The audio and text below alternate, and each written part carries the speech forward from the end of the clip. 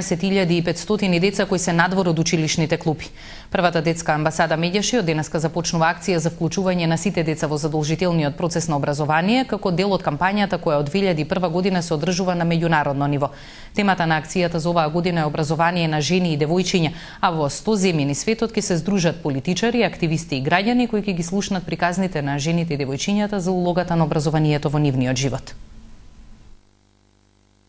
Голема и поразителна е бројката дека 69 милиони деца во целиот свет се исклучени од образованието, кои 40 милиони се девојчиња.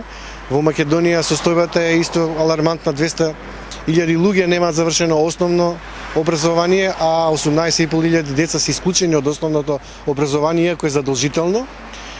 Ние постојано ја организираме оваа кампања, се со цел да се подигне јавната свест, ги вклучуваме училиштата и општините, затоа што основното образование е дел од задолжителни товарски на општината за да се вклучат сите деца во основното образование. Бројката до сега никој од оваа и претходната структура и претходните не ја демантира. Значи, неколку министри до сега кажале дека 5% од основношколската популација се исклучени од образование. Ние направивме еден математички пресек, за жал Завод за статистика не ја потврди таа бројка, но не ја ни демантира дека бројката е 18.500 деца кои не го исполнуваат основното задолжително право на образование.